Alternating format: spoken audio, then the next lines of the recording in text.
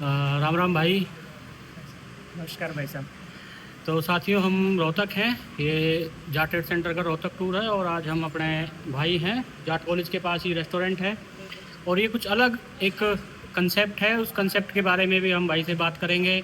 और रेस्टोरेंट को लेकर, इस फूड जो बिजनेस है इसको लेकर भाई साहब का एक लंबा अनुभव है, एक जर्नी रही है भाई की, दोनों भाइयों की, तीनों भाइयों की।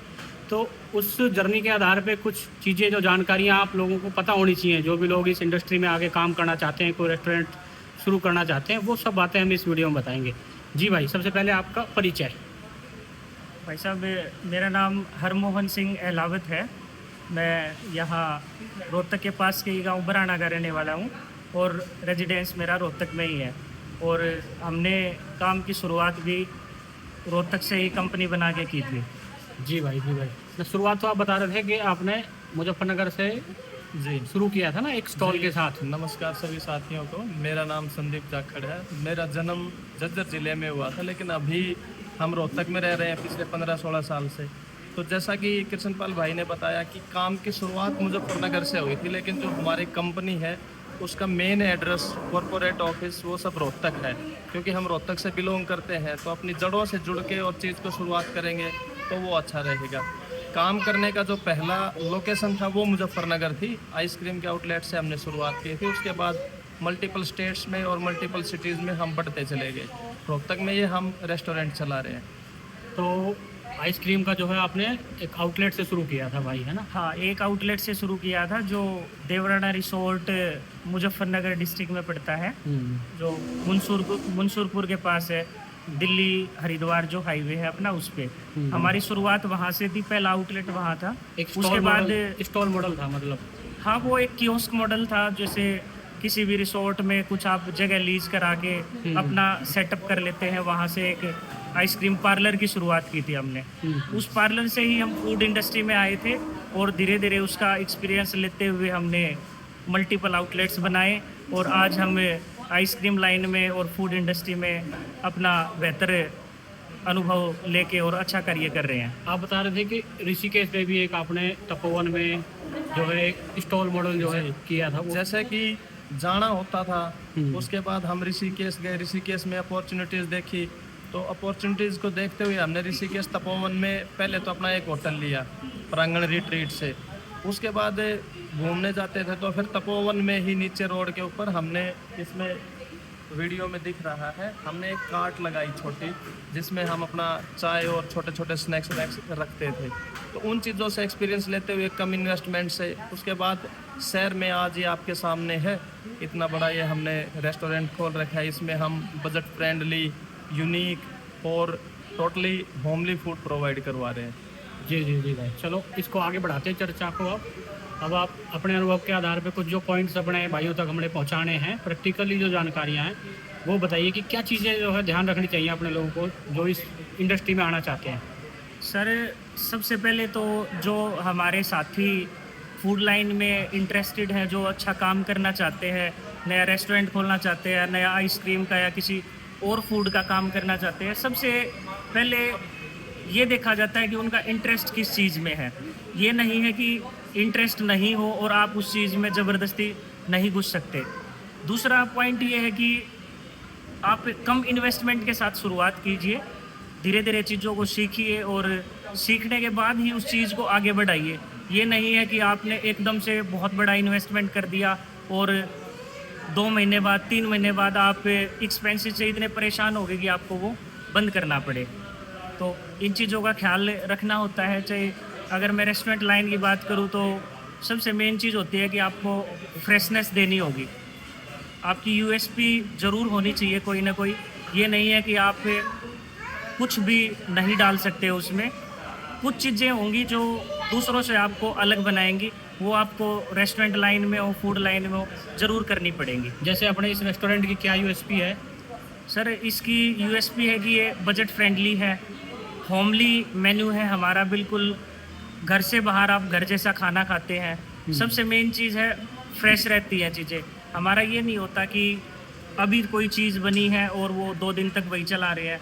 सुबह शाम तक के लिए चीज़ बनती है, शाम तक जो फिनिश हो जाती है फिर रात के लिए एक बार फिर बनती है। जैसे जो हमारी टाइमिंग है उसके अनुसार वो सारी चीज़ें ख़त्म हो जाती हैं, अगले दिन फिर से फ्रेश चीज़ बनती है। जी जी।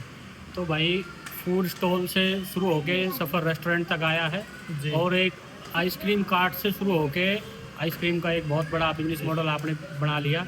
उसके बारे में बताइए आप, आइसक्रीम वाला जो है अपना देखिए सेटअप। मेन चीज़ यही है, आइसक्रीम से शुरुआत की थी। आइसक्रीम का बिजनेस बड़ा अच्छा बिजनेस है, लेकिन उस चीज़ के लिए मैं अपने छोटे बड़े भाई जो भी देख रहेंगे इस वीडियो को, उनके लिए मैं यही कहना चाहूँगा कि ये नहीं है कि आप किसी की देखा देखी आप उस काम को, किसी भी काम को शुरू कर लो, वो चाहे आइसक्रीम का है, चाहे रेस्टोरेंट का है, या कोई भी काम जो भी आप करना चाहते हैं। सबसे पहले तो आपका उसमें इंटरेस्ट होना ज़रूरी है। फिर ये नहीं है आप उतना ही काम करो जितना पैसा आप अपना खुद का लगा सकते हैं। ये नहीं है डे वन पे ही आप किसी साथी से या बैंक से पैसा लेके लगा रहे हैं। और धंधा कोई भी करो आप, आपको पेशेंसशील होना बहुत ज़रूरी है। उसमें आपको ठहराव लाना पड़ेगा, तभी आप किसी भी बिज़नेस में कामयाब हो पाएंगे। अन्यथा ये नहीं है कि आज हम कोई भी चीज़ किसी भी धंधे में पैसा डाल रहे हैं और कल को ही उससे हम डबल निकालने, 3 गुना निकालने या 4 गुना निकालने। ठहराव आपको लाना ही पड़ेगा। अपनी जो ये यूनिट है रेस्टोरेंट जी। वाली, जी, कितने दिन हो गए इसको भाई? इसको 16 महीने हो गए। और ये लगभग बुक रहती है सारी टेबल, है ना? जी हाँ, ये लगभग ब्रेकफास्ट के टाइम पे, लंच के टाइम और डिनर के टाइम तो फुल ही रहती है। उसके अलावा भी रेस्टोरेंट में चलता रहता है, ऐसा नहीं है कि बिल्कुल खाली है।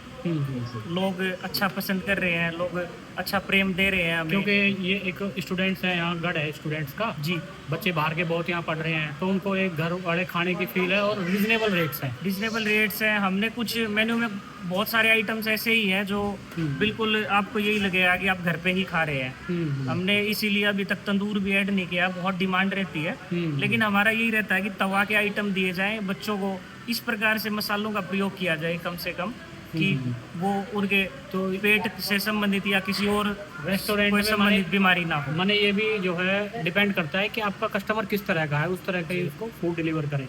जो डिमांड है, अभी यहाँ स्टूडेंट्स है तो उसके हिसाब से। देखो वो तो मार्केट का एक नियम है। हाँ। वो आपको डिमांड के हिसाब से तो सप्लाई देनी पड़ेगी। हमने लिमिटेड आइटम्स के साथ चीज़ को शुरू किया था। उसके बाद हमारे पास यूनिवर्सिटी के प्रोफेसर्स आते हैं, पीजीआई के डॉक्टर्स आते हैं। जैसे जैसे वो चीज़ों की डिमांड करते गए, हमने अपने चीज़ों को एड ऑन करते रहे।